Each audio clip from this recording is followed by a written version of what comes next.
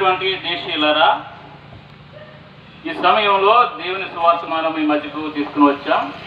దయచేసి కొన్ని నిమిషాలు మా మాటలని మీరు శ్రద్ధగా వినాలని దేవుని పేరుతో కోరుతున్నాం.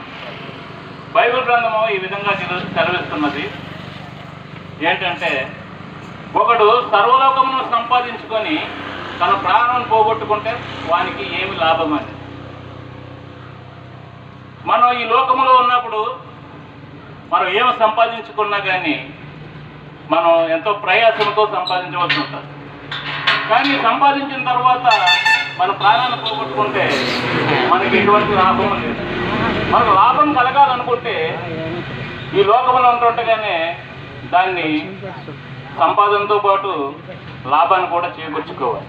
అలా చేకూర్చుకోవడానికి ప్రభువైన యేసుక్రీస్తు వారు ఒక మాట చెప్తున్నారు. అదేంటంటే, ప్రయాసపడి భారం మోయుచున్న సమస్తమైన వాళ్ళరా నా యొద్దకు రండి, నేను మీకు విశ్రాంతిని కలుగు చేస్తాను అనేసి. కాబట్టి ఎవరైతే విశ్రాంతి కావాలనేసి ఆ లాభాన్ని పొందాలనుకుంటున్నారో వారు యేసు ప్రభు దగ్గరికి రావాలి. ఆయన ప్రేమతో ఆహ్వానిస్తున్నాడు ఈ దినాన్ని. నిన్ను నన్ను ఆయన ప్రేమ గల ఆయన యొక్క జీవపు వెలుగులోకి తీసుకెళ్ళడానికి, ఆయన విశ్రాంతిలో ప్రవేశింపజేయడానికి ఆయన పిలుపునిస్తున్నాడు. అయ్యా, ఇలా ఎందుకు పిలుస్తున్నాడంటే, మానవుడు పాపి కనిపెట్టి పాపములో ఉన్నవాడెవడు కూడా పరలోక రాజ్యము చేరడు. కాబట్టి పాపము ఎలా ఉంది, నాకు ఎలా వచ్చిందంటే, బైబిల్ గ్రంథం చెప్తుంది, ఏ భేదము లేదు, అందరూ పాపం చేసి దేవుడు అనుగ్రహించే మహిమను పొందలేకపోతున్నారు. నేనేం పాపం చేశాను? నేను పాపం చేయలేదు. చిన్నప్పటి నుంచి మంచిగానే జీవిస్తున్నాను. ఎన్నో దానాలు చేస్తూ వస్తున్నాను. అన్నదానం చేశాను, వస్త్రదానం చేశాను, ఇంకా అవయవదానం చేశాను, రక్తదానం చేశాను అని అనుకుంటున్నారేమో. కానీ సమస్త దుర్నీతి కూడా పాపమే, ఆజ్ఞాతిక్రమమే పాపము, అలాగే దురాశే పాపం అయిపోతుంది. కాబట్టి ఈ దురాశ ఏమవుతుందంటే గర్భము ధరించి పాపానికి అంటుంది, పాపము ఏమవుతుందంటే మరణం అయిపోతుంది. కాబట్టి నువ్వు ఏమి సంపాదించుకున్నా, ఒకవేళ ఏమి సంపాదించకపోయినా, నువ్వు యేసు ప్రభువుని తెలుసుకోకుండా కనుక నువ్వు మరణిస్తే నీకు పరలోక రాజ్యం ఉండదు, నిత్య నరకమే. కాబట్టి ప్రభు యేసుక్రీస్తు వారు ఈ భూలోకంలో ఉన్నప్పుడు ఒక మాట జ్ఞాపకం చేస్తూ వచ్చారు. నేనే మార్గమును సత్యమును జీవమునై ఉన్నాను, నా ద్వారానే తప్ప ఎవరు తండ్రి వద్దకు వచ్చారు.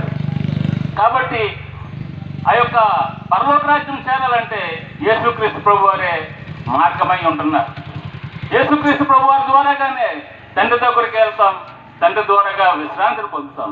అందుకనే ఆయన ఏం చేస్తాడంటే, దేవుడు లోకమును ఎంతో ప్రేమించాను కాగా తన అద్వితీయ కుమారునిగా పుట్టిన వాడిని అందు విశ్వాసమించేవాడు నశింపక నిత్య జీవం పొందినట్లు ఆయనను అనుగ్రహించాడు.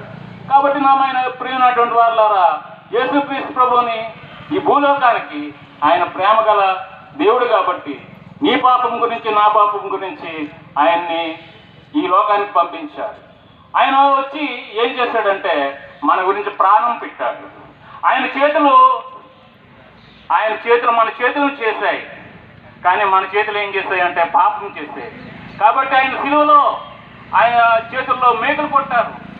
ఆయన మన కాళ్ళు నిర్మించాడు, మన కాళ్ళు పాపం చేశాయి కాబట్టి ఆయన కాళ్ళల్లో మేకులు కొట్టబడ్డాయి. మన తలని నిర్మించాడు ఆయన, కాకపోతే మన తలతో చేసిన తలంపులను బట్టి ఆయన తలలో గుండ్ల కిరీటం పెట్టబడింది.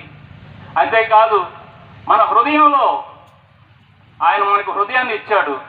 ఆ హృదయంలో మనం పాపంతో నిండిపోయింది. బైబిల్ గ్రంథం ఏం చెప్తుందంటే, హృదయం అన్నిటికంటే మోసకరమైంది, అది ఘోరమైన వ్యాధి కలది, దాన్ని గ్రహింపగలవాడెవడు. కాబట్టి హృదయం ఎంతో ఘోరమైన వ్యాధితో ఉంది. ఆ వ్యాధిని పోగొట్టడానికి ఆయన హృదయంలో బల్లెపోటు పొడవబడింది. ఎటు చూసినా రక్త చిత్తుడై ఆయన రక్తాన్ని కార్చాడు. ఆ రక్తం ద్వారా అదే తప్పితే మనకు పాప క్షమాపణ లేదు. పాప క్షమాపణ మనకి ఇవ్వడానికి యేసుక్రీస్తు ప్రభు మన నిమిత్తం మరణించాడు.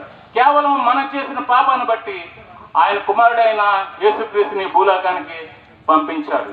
అయ్యా, రక్తం ద్వారాగానే తప్పితే ఇంకా పాపక్షమాపణ దీని వల్ల జరగదు. యేసు రక్తము ప్రతి పాపం నుంచి మనం పవిత్రులుగా చేస్తుంది. కాబట్టి యేసు ప్రభుని ఆశ్రయించండి, మీరు రక్షణ పొందండి. తను ఎందరు అంగీకరిస్తారో వారందరికీ తన కుమారులాగడానికి అధికారాన్ని అనుగ్రహించాడు. కాబట్టి నువ్వు ఈ దినాన్నే నువ్వు యేసు ప్రభు యొక్క కుమారుడుగా కుమార్తెగా అవుతావు. కాబట్టి యేసు ప్రభుని నీ సొంత రక్షకుడిగా అంగీకరించు.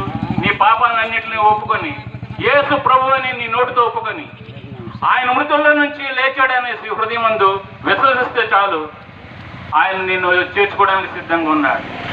కాబట్టి మీకు ఇంకా ఎక్కువగా తెలుసుకోవాలనుకుంటే ఈ ప్రాంతంలో బేతేలు ప్రార్థనా మందిరం అని ఉంది, గరువులో సరిపల్లి. అక్కడ వచ్చిన చోట అయితే దైవదాసులు ఉంటారు.